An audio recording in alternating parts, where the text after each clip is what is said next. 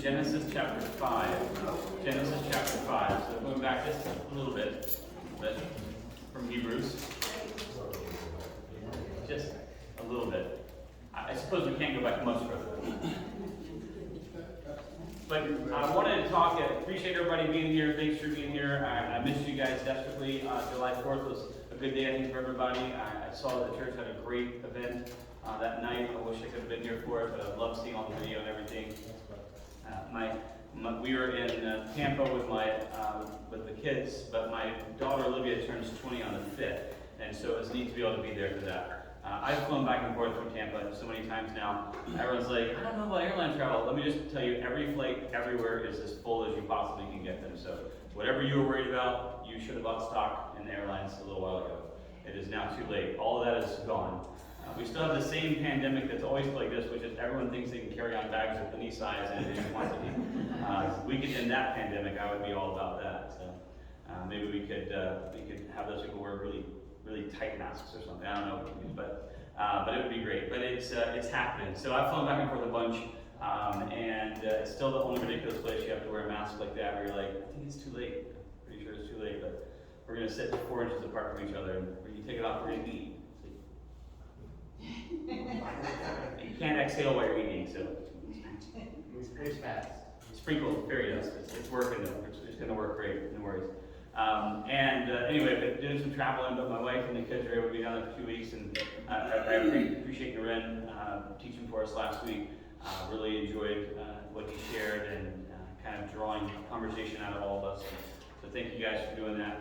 And while I'm making random announcements and thanking you for being awesome, Lord willing, I will be having a knee replacement on August the 10th.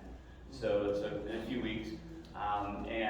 It was one of those where the doctor, I went to the doctor, they told me I'm going to have to get replaced for forever, right? And I went to see him, and the doctor was he was hedging his bet the whole time he was talking to me, he was nervous to have to tell me this, and I was like, dude, I know I'm here. I came here. If you read why I made the appointment, it was to get my knee replaced. He's like, oh, good, because it's really bad. It's I didn't know how to tell you, but it's really bad. It's yeah, that's why I'm here.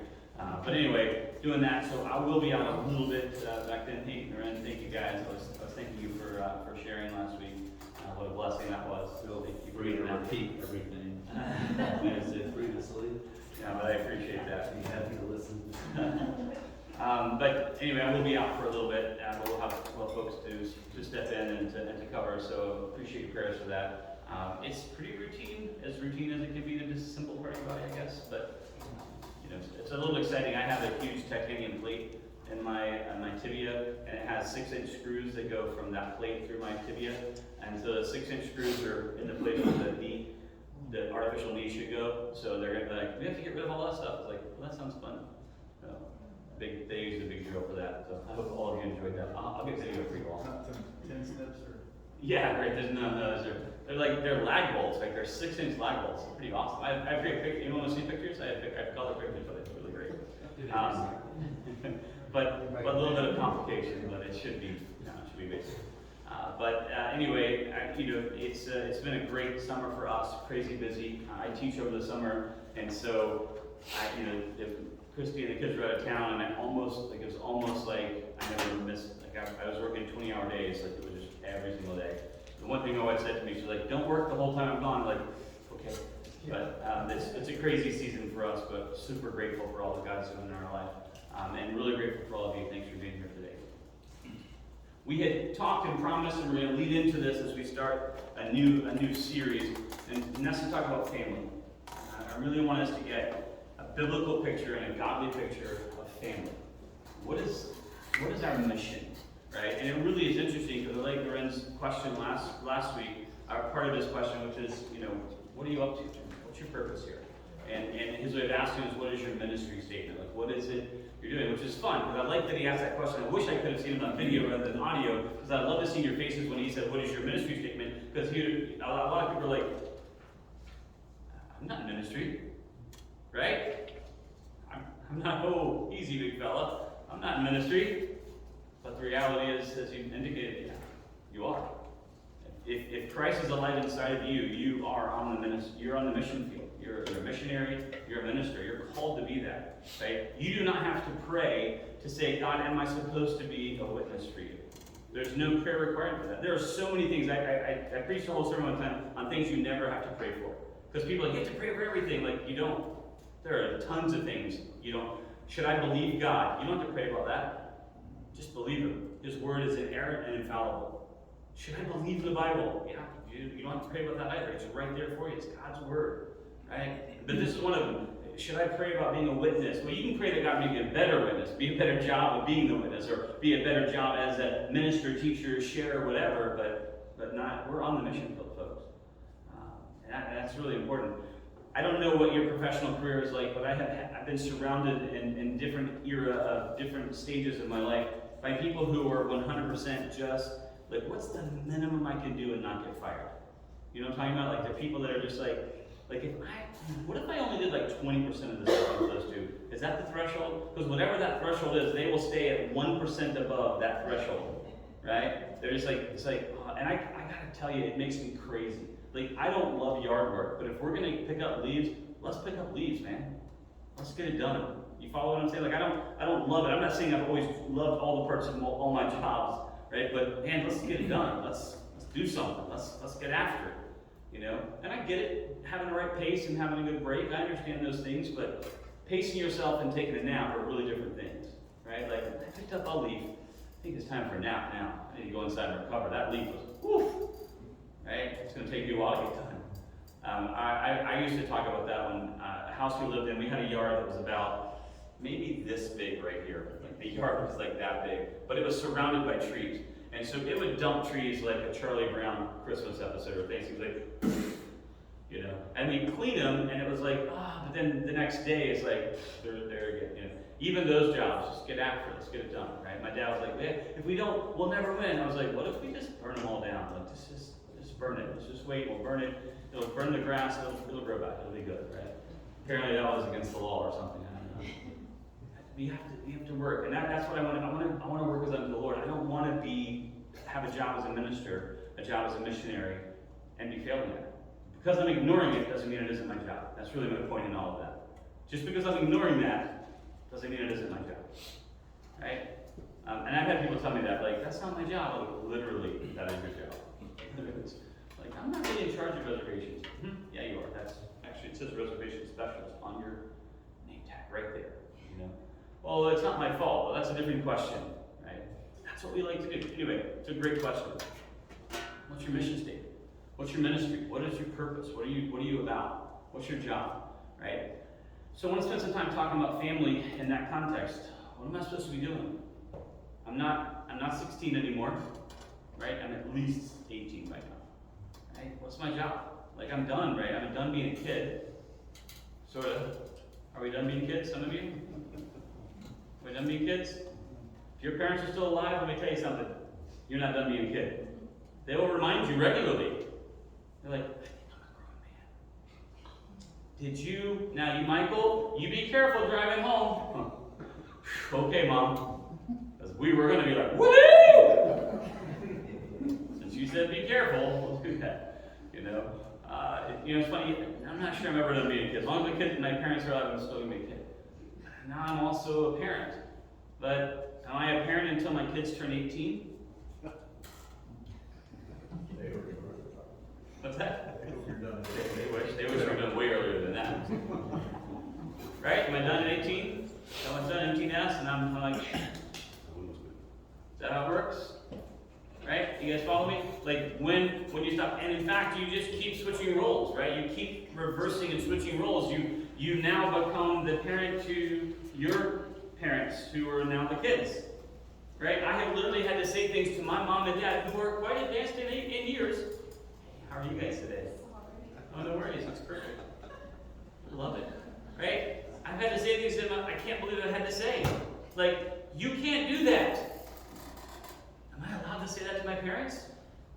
I don't know, but I did, because I'm like, someone has to tell you, you can't do that. We're grown people, we do what we want. Okay, but you can't do that. Right? You know what I'm saying? You get what I'm saying. Right? What is the role? What is my job? And I'm going to tell you a little secret to the answer to all of this. I have no idea. I don't know what the answer is. Or the answer is all of the above. Right? My least favorite test question. A, B, C, D, none of the above. E, all the above. Yeah. Come on. Just pick one. I think the answer is all the above. I have to be a really obedient kid and a helpful parent to my parents. I have to be a good parent to my kids and help be a kid with my kids at the same time. I want to relate. I want to be a part of their life. I want to stay integrated in their life. I can't just push all the time because it'll just create a chasm between us, and now I have no influence in their life. I want to be a dictator. I can't tell them what to do. That difficulty of not being a helicopter parent, right? But if I don't do it, no one will. Yes, and that's how they'll learn. But what if they miss this opportunity? Well, that's the end of their life. That's it. Bury them. It's not a big deal. They'll learn, like, oh, I guess I should have turned that stuff in by the deadline. My wife and I, she always asks me what stage of the semester we're in. So it's summer semester right now. And summer semester is the exact same material, 16 weeks of material squished into 8 weeks. Okay? So every single day of class is a week of class. So it's a ton of stuff. All the classes are 3 hours long, right? And if you think that's a lot, you think it's a lot for you, imagine having to do it over and over and over all day, right? It's a lot. But she always asks me what stage, but she doesn't ask me what stage, like what week number. She asks me about what the kids are saying right now, what the students are saying right now, right? And I told her last night, I said, we're at the stage where it's Beg for Mercy stage, we call it, right? This is the one where I get the email from the student on week 6.5 of 8 saying, Dear Dr. Franklin, I know I haven't been to class, and I haven't turned in any of the work. Wait for it. But I really need to pass this class. Right? What if I get everything done and turn it in? Could we maybe do something? Right? I love those emails. What do you say to those emails? No.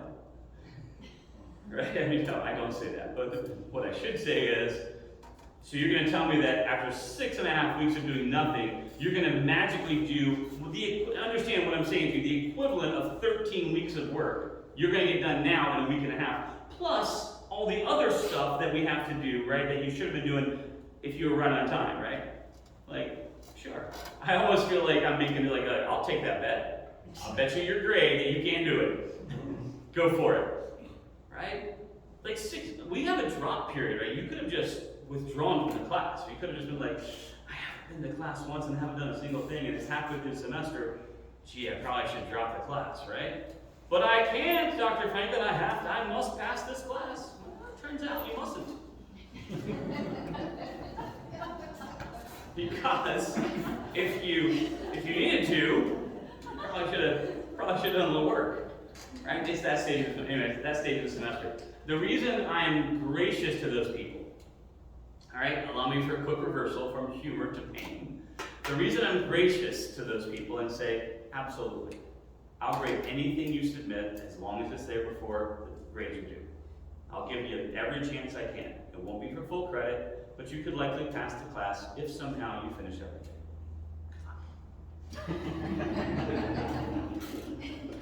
Because of how many times I have to say to God, hey, I know you blessed me with the most amazing wife ever on the planet.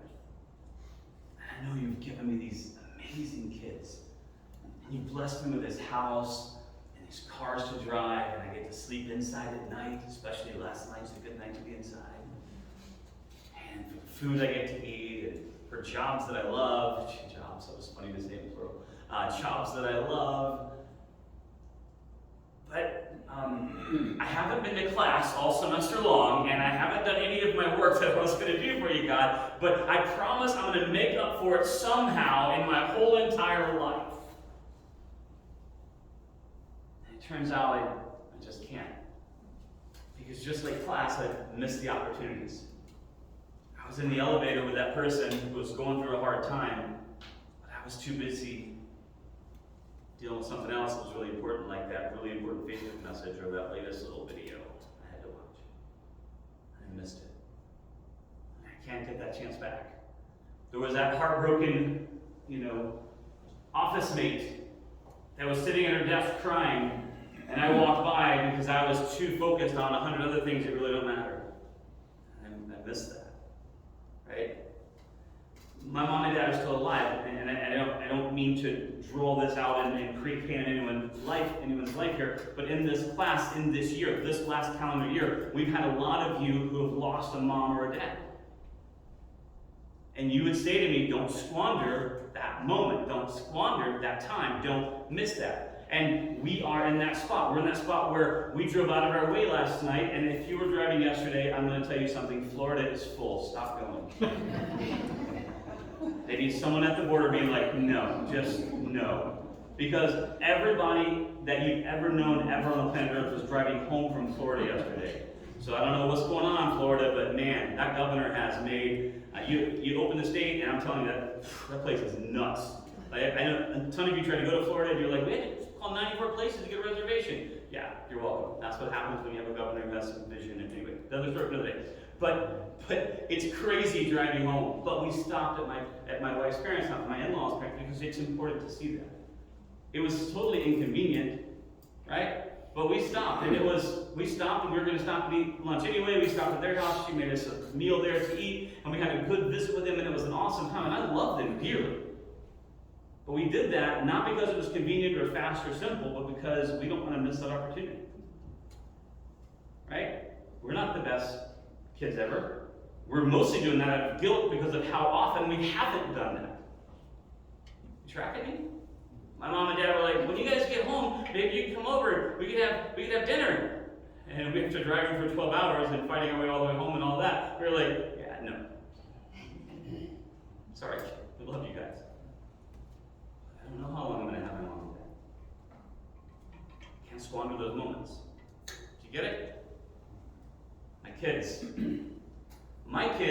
you might know this, my kids get older every single day. I know that you know that, obviously, but do I remember it?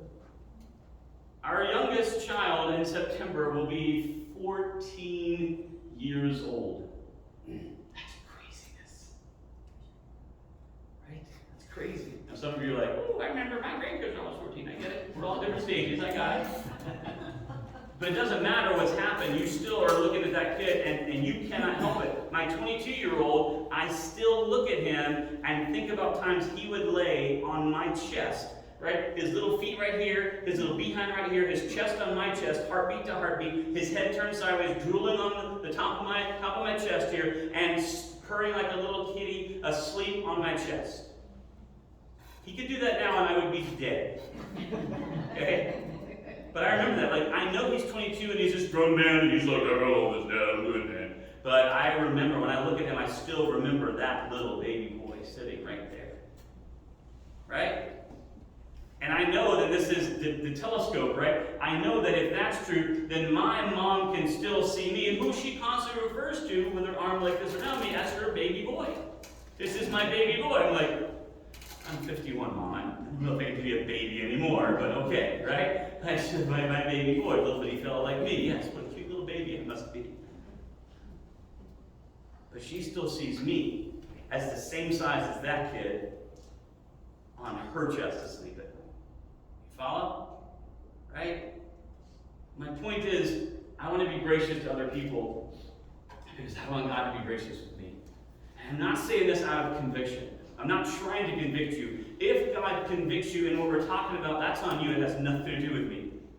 I'm more confessing to you that I am wanting to tell you where I'm standing to share this message with you. I want to be a teacher at the lectern, lecturing the unknowing. I want to be the man of wisdom, providing wisdom to the unwise. Instead, just the least among the saints and the chief among the sinners. I'm right in the middle of it, and I have no idea what the right answers are. I only know that God does. I only know that God absolutely has an answer to who you need to be today, right now, and what you need to prioritize, and what really matters. And I'm going to tell you the short version of all this series together is that, man, the world is just wrong. What the world is consumed with, that believe that the world thinks matters, just doesn't matter hardly at all. And the things that the world thinks don't matter at all are actually the most important things ever. Give you an example, and I hope my wife doesn't mind me sharing. If she does, I'm sorry. We had a great visit with our parents, I mentioned, right? We stopped for a very peaceful hour. We ate an actual meal with real food, and hung out with them. It was a great time just to chill out and stretch. We've been in the car for 5 hours. It was great to be not in a car, right? It was wonderful. And we left. It was a great visit, and I loved hanging out with them. We had cool conversations. It was wonderful. You know, they hugged us by and said, love y'all, and we moved on and got in the car. And my wife says to me, she says, I want to commit to something. I want to see my parents every 6 weeks, no matter what. No matter what. Right? They live in Cordele. Cordele is in South Georgia, watermelon capital of the world. It's 3 hours away, but it's on the other side of Atlanta, which makes it feel like 100 hours away, you know, sometimes. Because sometimes that first hour of the drive can take 4 hours, you know. There's no excuse. They're just right there. My parents live in Roswell. And we have to make the same commitment because otherwise we will never see them. I pastor their church. That's our excuse to get to see them from time to time when they show up. Right? They're old people. You know, old people are. They're not that old, but I like to give them a hard time about it. Maybe they'll watch this. You act old. We were up late dancing last night at the dancing place, is the real truth. So we couldn't get up this morning. Yeah. I see you. Sometimes we have to parent our parents sometimes. Stay out late. My dad said 100 times. This is what my dad said to me 100 times growing up. Sunday morning starts on Saturday night. I wonder if he remembers those words reverberating in his head on Sunday morning. He was like, oh, I'm too tired to get up. Yeah, you should have stayed out on that party. We're little old people dancing club. Sinners.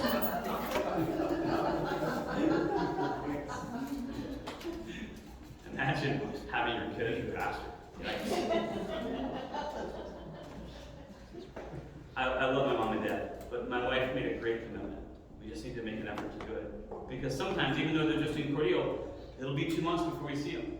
It'll be 3 months. And it's not because we need to, it's not because we don't love them, it's just our life is so busy, and if you let it, your world, your micro spot in the world, the microcosm of your universe, will consume the entire universe, because you can get so busy doing so many little things that you never see all the big stuff. And if you don't plan it, if you don't commit to it, it will never happen. Again, I just want to make sure I'm being clear to you. I'm preaching from inside the circle. That's what I want you to hear. I want you to hear me saying that I'm sharing with you things that God has convicted my wife and I about in the last 6 months to the last year. We've been praying hard and asking God to show us, God, what is it that we're supposed to be doing? I would love to finish and graduate. That's like, we always joke about that. You know, when you have a PhD, they tell you to leave, right? You're like, you have to leave. Like, I want to go to school. Or no, it's called a terminal degree. How horrible is that? Terminal. It feels like that. I promise you. Right? It definitely feels like it's going to kill you. Terminal, you have to leave. You're done. Like, 22nd grade, you're out. That's it. You're done. Leave this place right now.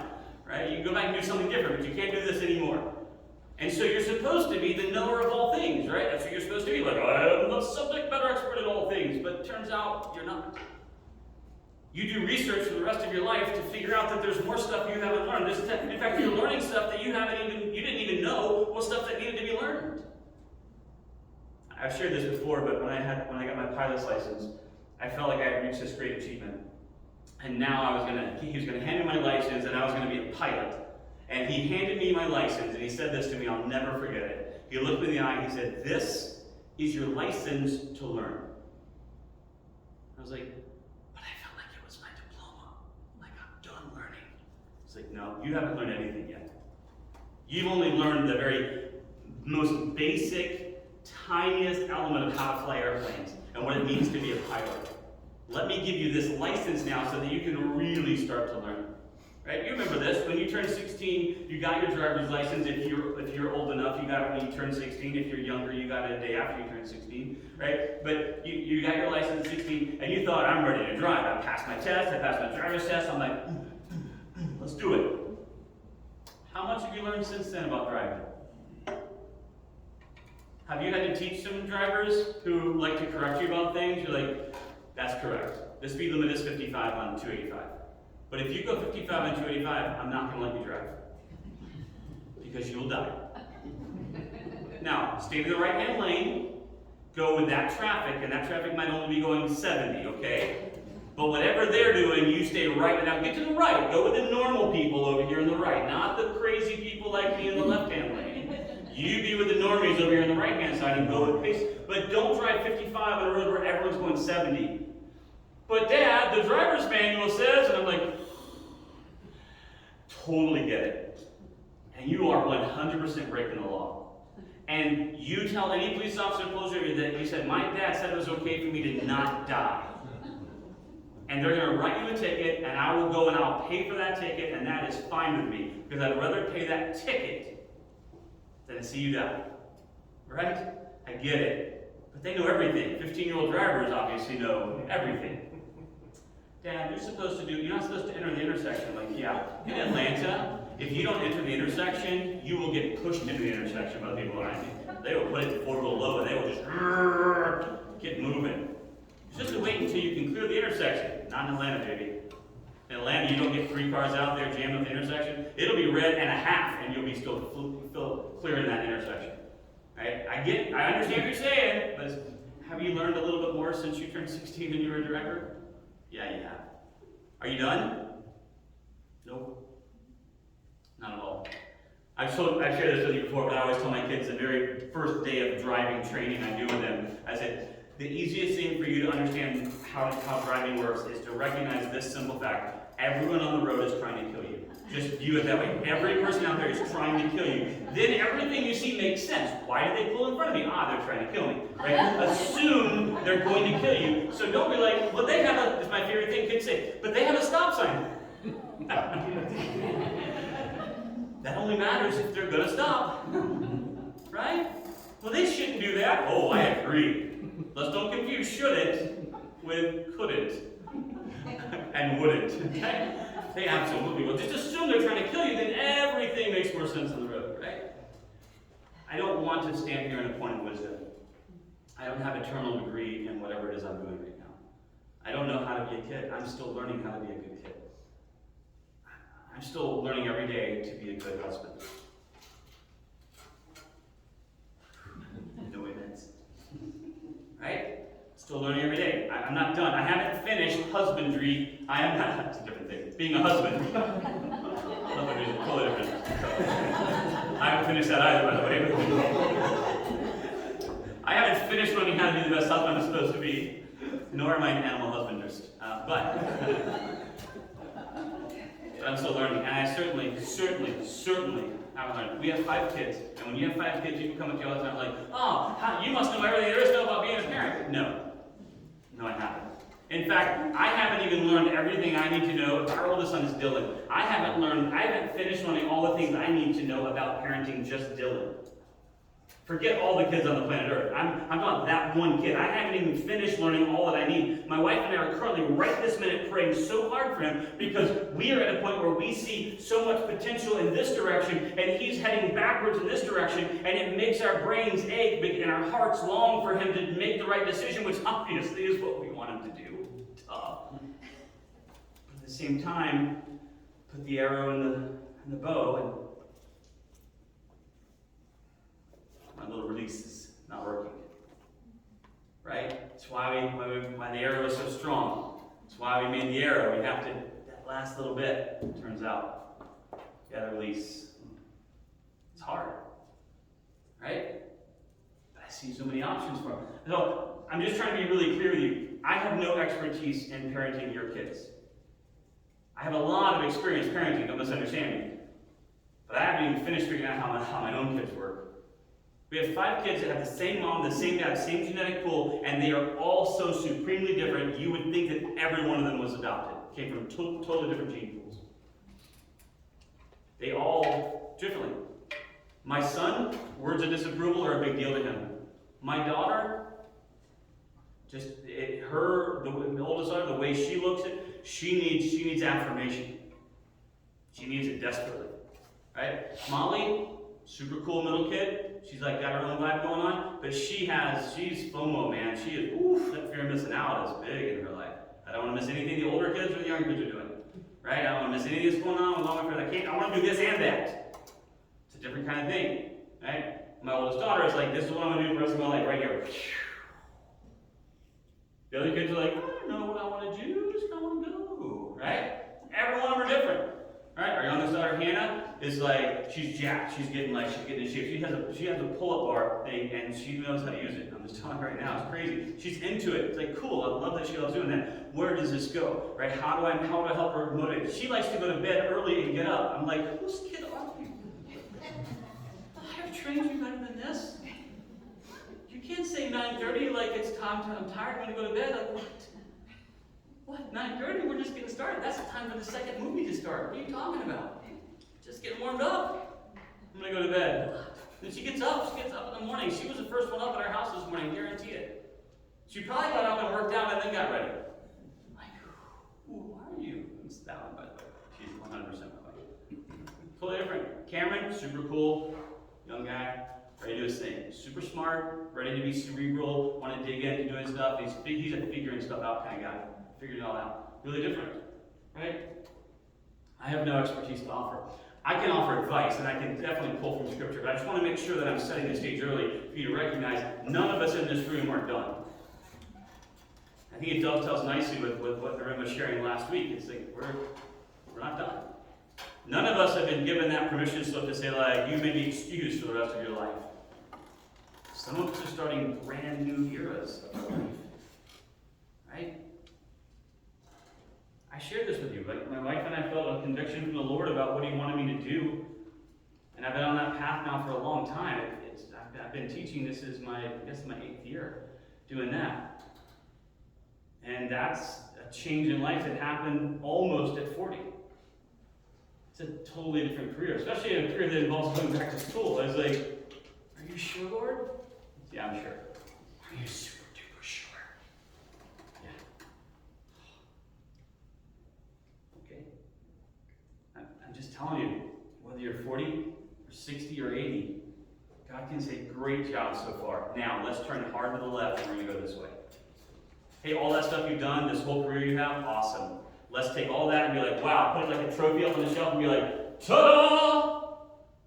Now let's do this whole new thing you've never done before that you're a total rank amateur at. But God, what if people don't like me? What if I'm not good at it? Yeah. Welcome to being 16 all over again. But I'm 60. I know. But I got a new thing I need you to do. You sure? By the way, anytime you ask God if He's sure, can I go ahead and ruin the suspense for you? He's sure. He's so sure that He wrote it down in the prehistory books from the foundation of the earth. In fact, He's so sure that He's been working you towards this moment for the last 60 years to get you to the point where you're finally ready to do the thing He's wanted you to do all your life. Are you sure, God? Totally. I've never once had God be like, I'm not sure, let me think. Never. I've said that a lot, but He's never said it. He's a God of radical change. So I want to start off today in Genesis 5 with just a passage that you've ignored your whole life. Because everyone ignores genealogies. When you read through the Bible, I wrote through the whole Bible. Did you read the genealogies? Well, not all of them. There was a bunch of begatting, and I don't know about the begatting. And they had a bunch of kids together. But I would like to just spend the day, this 5 minutes before we jump into small group, to give us a thought to lead us there. Because what I'd like to have happen in small groups is I would love for you to pour into, in small groups, what do you think you would like to hear out of this sermon series, out of this lesson time, out of this message? And it won't just be me. I want all of us to share. I want others to come up and to share and to take a minute and share. Because I want us all, I think collectively we can learn a lot from each other. All of us have come from so many different experiences. I want you to think about that. What's this all about? So I have one guiding principle, and that is what you think it's about is not what it's about. What is God all about? This is Genesis chapter 5. Now, you probably know this, but Genesis chapter 5 was preceded immediately by chapter 4. And just before that was 3, and then you probably can figure it out, 2 and then 1. 1, create the whole universe. 2, I'm going to tell you the story again about how I created the whole universe, but I'm going to focus on the people. Genesis 3, day 1 of being independent creations of God, we blow it big time. Given a choice of 1 trillion amazing good, amazing powerful, amazingly cool things we could have done, and given only one thing we're not supposed to do, what do? We do the one thing we're not supposed to. People ask me all the time, how long do you think they lived in the Garden of Eden before they fell? According to the Bible, the way it says it, man, it acts like it was, and then later that day. Now, I don't know. I want it to be 1,000,000 years. I want it to be like there was 1,000,000 years they lived in the garden, and then finally they succumbed to the tree. But all I know is that in chapter 3, the very thing in chapter 3 they were told, do not, the very thing they were told not to do, in chapter 3, there they are sitting beside the one tree they're not supposed to be there. Not supposed to be near. Because I'm a human being, I can relate to that so well. I always joke, if you want to take care of 5 kids, you want to get them to behave yourself, here's what you do. You set them loose on a 100-acre field, and you say, run wherever you want. Gallivant, climb trees, play in the creek or the creek, depending on where you are in America. Do this, have fun, man, have a great time. Whatever you do, do not spread that hay right there across this field.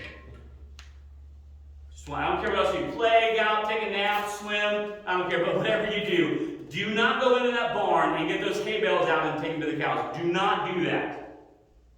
Come back an hour later, every cow will be filled. Right? So I don't know how long they were in the garden, but the Bible doesn't make it sound like it was a long time. 100% to me, it feels like it was just later that same day. I only know from me. The one thing you tell me not to, I have no interest in touching that bench. No, I have no interest. I was going to walk by that bench and ignore it completely. But you put a sign on it that said wet paint, and now I cannot help but think about how much I want to touch that. I was not interested. I had no interest. I would not have been like walking like, oh, it's a bench. I would not have done that. But now that you say wet paint, do not touch, now I'm just like, is it really wet paint? Oh, yeah, it is. I know all of you are perfect and you're not like that, but maybe you can relate. So Genesis 3, we blow it. God didn't mess up at all. God recognized that if there's no choice in love, then it isn't love. Right? There's a huge difference. If you don't have a choice, then it isn't love. The beauty of where you are in your relationship right now, the beauty of what you've learned over the years, and some of us didn't get it right the first time or the second time maybe. Maybe we married or we chose to invest our hearts in people that didn't understand what we were investing in, that it was an investment. Maybe we didn't get it right. But if you're in a relationship now that you find God in and God is pleased with and you're happy, then you've learned this. It's about investing time. It's about pouring into. Right? It's about that choice. I choose you. Every day of my life I wake up and I choose my wife. I choose her. And every action of that day needs to reflect to everyone around me that I have chosen her. And every day of my life it is a choice I must make. Because the day I wake up and don't choose her, then I'm open to make other choices. And I'm not open to make other choices. Because I've chosen her. I stood in front of God and I committed to that. I've chosen you. You're the one. And I believe God has chosen you for me. And I'm grateful for that. What is this purpose? How does God measure? So today, just one small topic, and we'll talk more about this, Lord willing, next week. But what is the currency? One of the companies I own builds video games. And when you build a video game, you have some kind of in-game currency.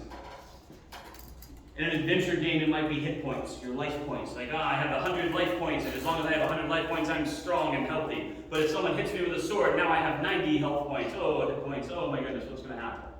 So, vitality is my currency. Other games, it might be gold. I play this game, and I gather a gold coin, and every time I gather a gold coin, I can turn it into something else.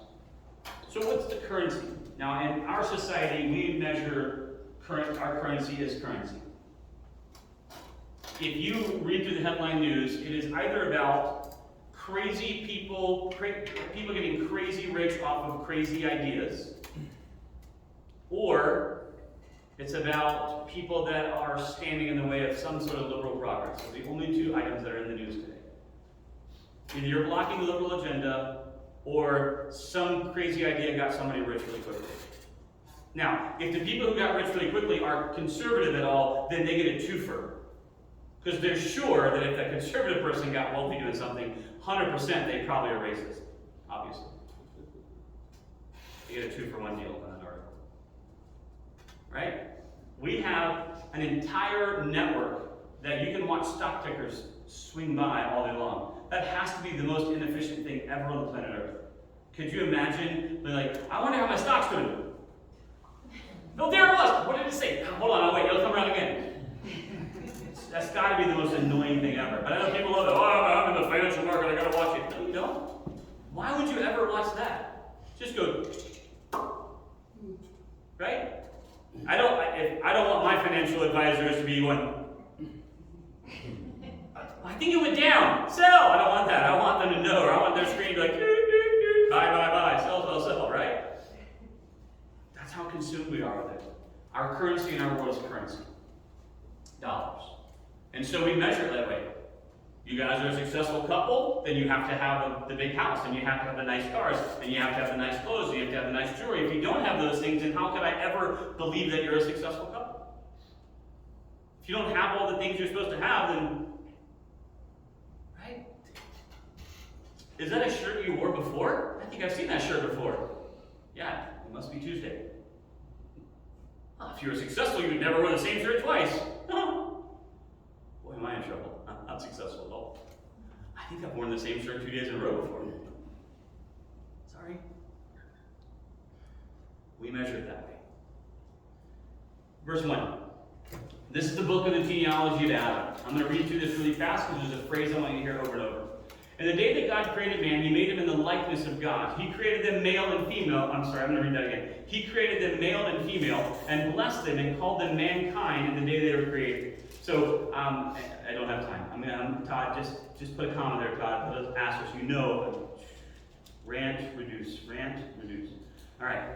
And Adam lived 130 years and begot a son in his own likeness after his image and named him Seth. Okay, so you're going to remember that the world's most perfect parents ever, created in the image and likeness of God, were Adam and Eve. Seth is kid number what?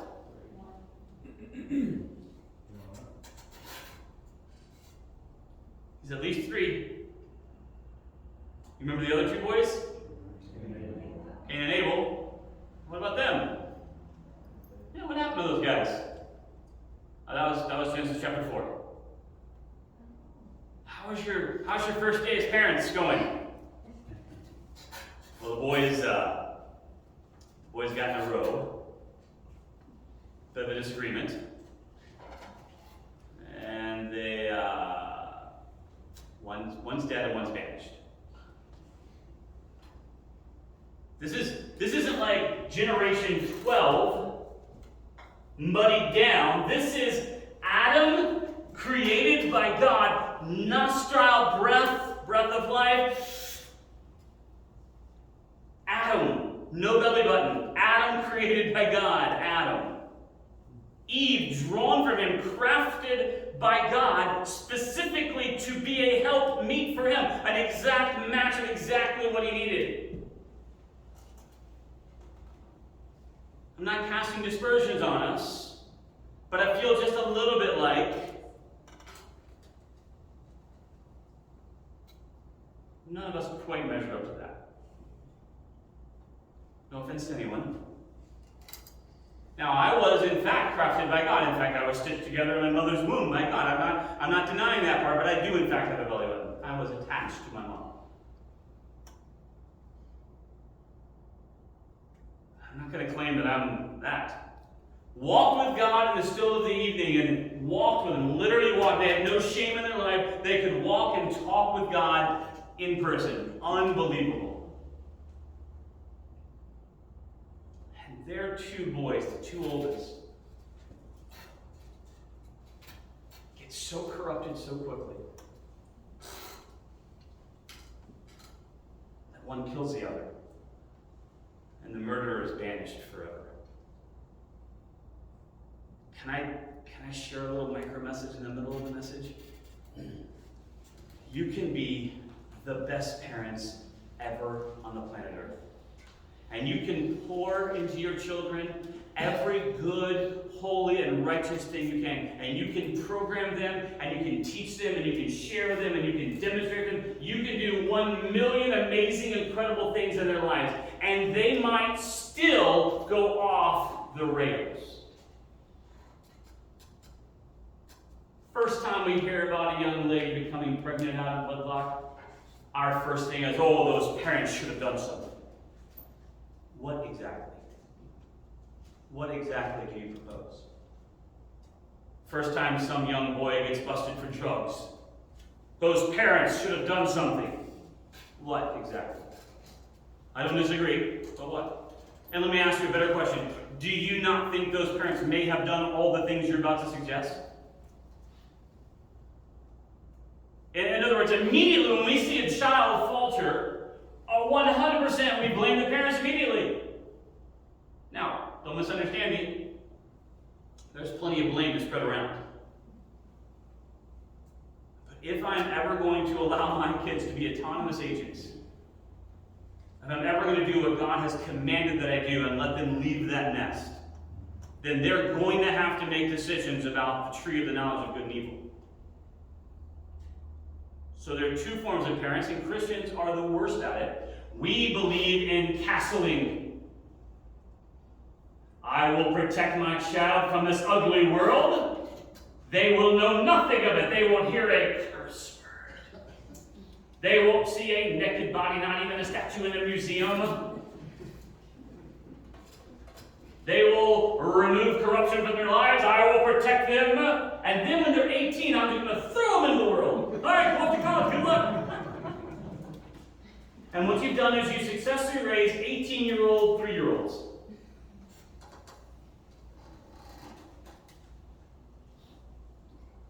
Christians are the worst at this. Now, I'm not supposing that you should be like, hey, you're 3 years old now. It's probably good for an R-rated movie. Let's watch some naked people. Let's watch a lot of bad stuff. Let's drink some beer and hang out. Woo! It's not what I'm saying. I'm saying what you better do. You better help them to make good decisions their whole entire life. You better set them up with choices they can make and ramifications for those choices. Hey, need you clean your room today? Okay, I'll do it. No, seriously, you need to do it. If you don't clean your room, you can't do this other thing you want to do tonight. But I really want to do it. Guess what you better do then? And you didn't clean your room, so guess what's going to happen? You did this, and so you don't get to do that. Sorry, kiddo. You're the worst parent ever. I'm the best parent ever. Because I love you more than I care about myself. I'd rather you be mad at me than to grow up to be terrible. Sorry. Right? You tracking me? I just want to make sure you understand this. Kids are going to do stuff. It's going to happen. You know what we should do is condemn them quite a bit less and encourage those parents quite a bit more.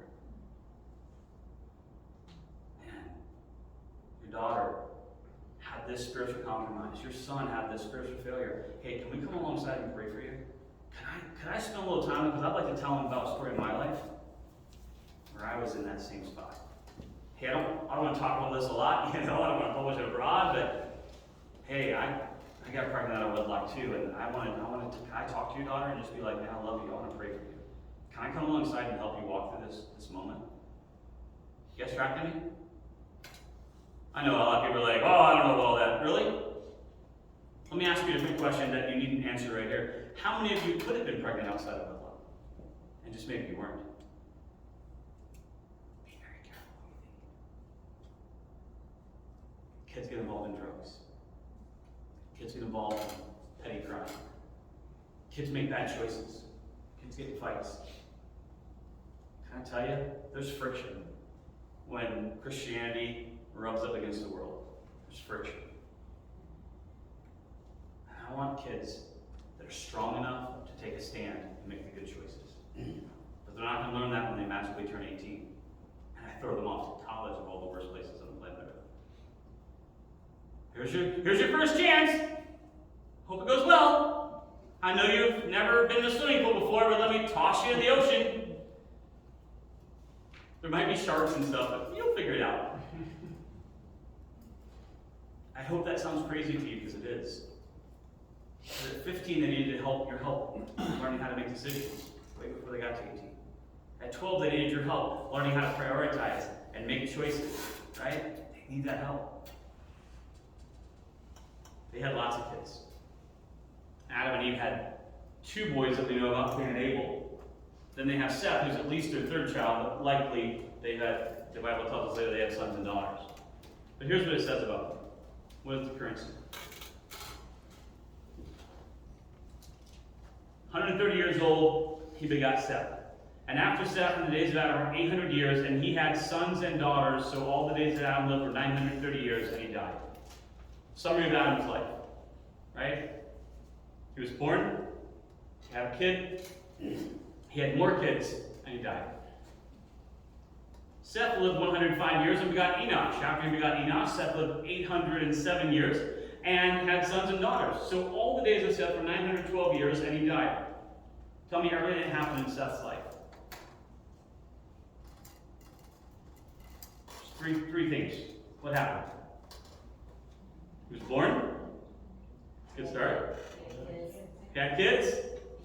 And he died. Right? What's the currency so far? Careful. What's the currency? Feels like it's kids, but it's not.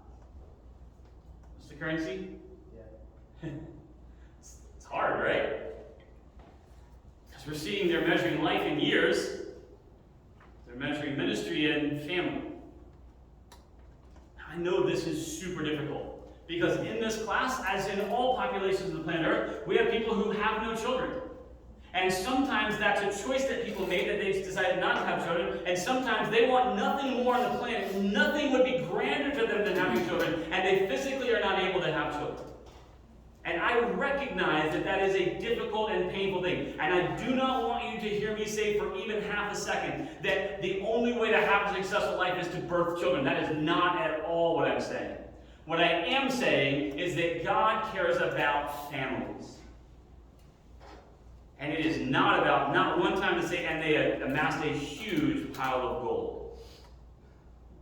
Doesn't say anywhere, and they had grand fortune.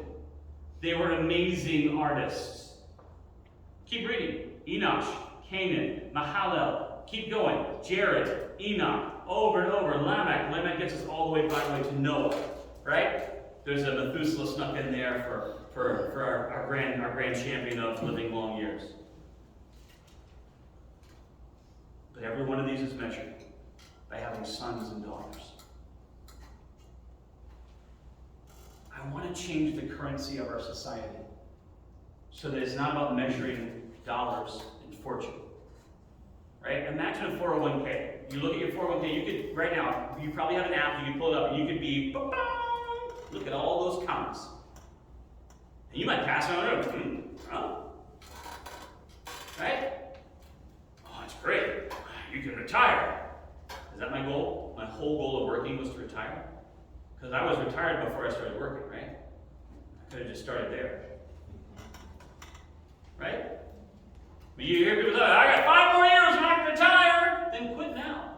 Hold on, I got my 5 years in. So you're going to make yourself miserable for 5 more years and torture yourself? Because if all you think about is retiring, then the next 5 years are going to be miserable for you. Oh, I got to get my 30 years, got to get my 20, I got to get my years in.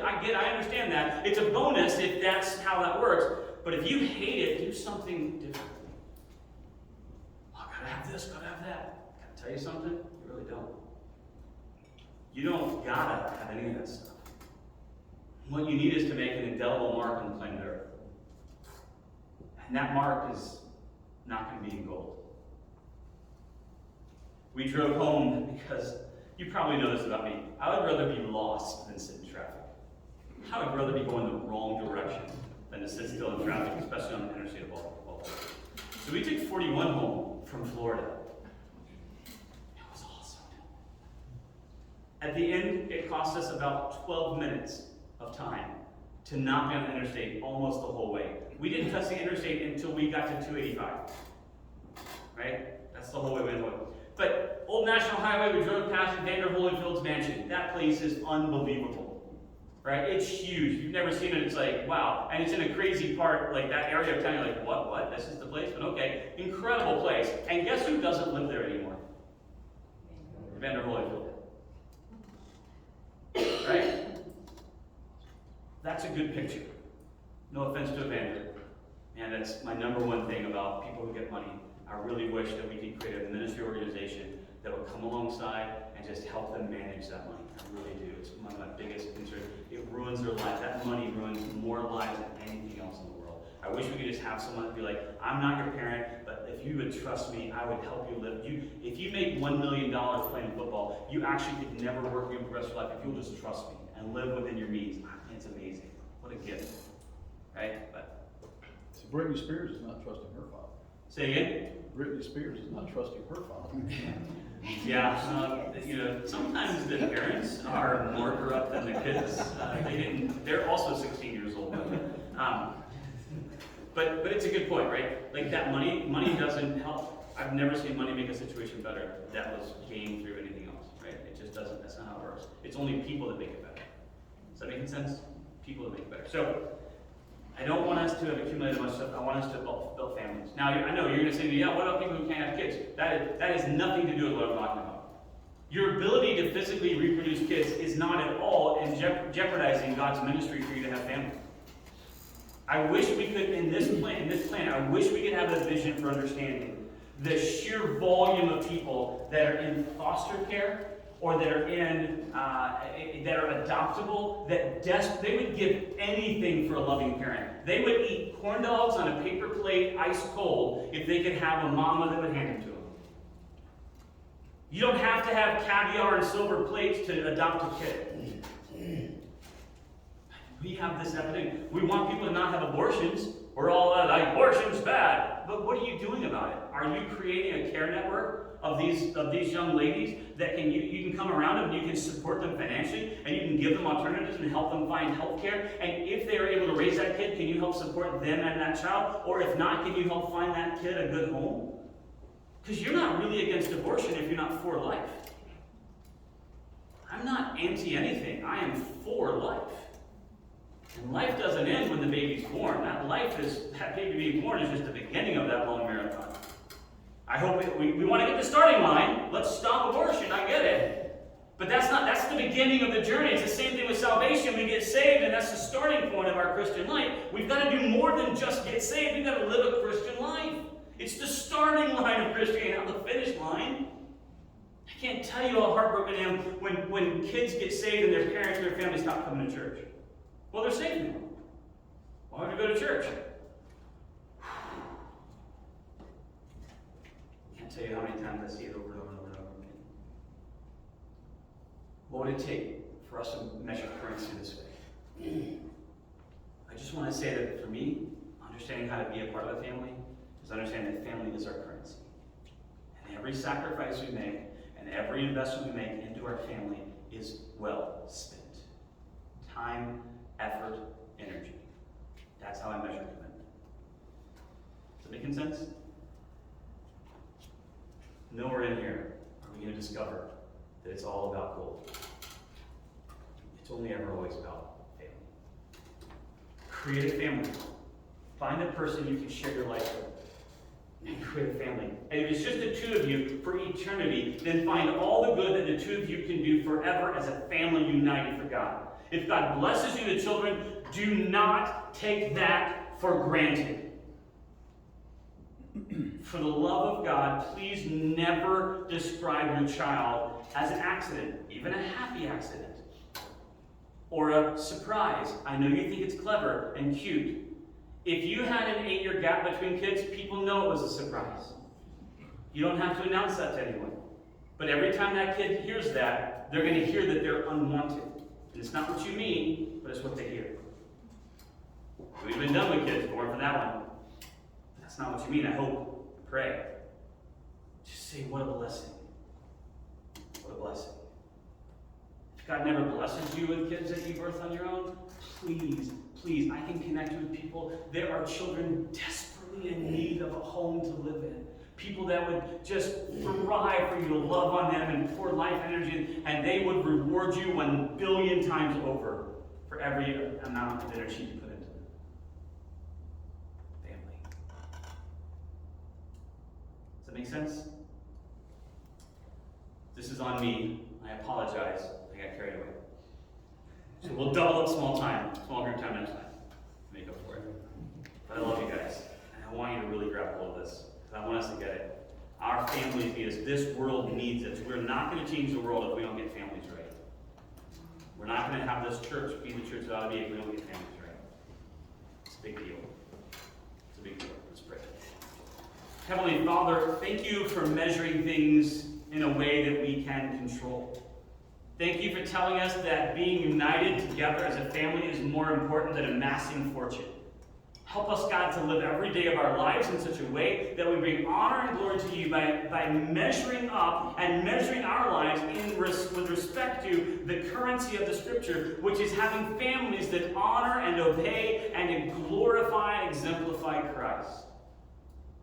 Lord, I want to be the kid you'd have me to be. I want to be the husband you would have me to be. I want to be the father you would have me to be. And I want to take on all the roles that you laid out for me. God, all the various roles that I now have, I want to serve you well in each of them. But God, I cannot do it on my own. I need your help. I need you to break down everything I think and feel and believe. Knock it all down. Destroy it, God. Just raise it, Lord. Just destroy it completely. And build back on it, God, on your foundation, the view you'd have me to have. Because I don't want my view, Lord. I want yours. Please lead and guide us and direct us in time. We love you so much, God, and we thank you. In Jesus' name we pray. Amen.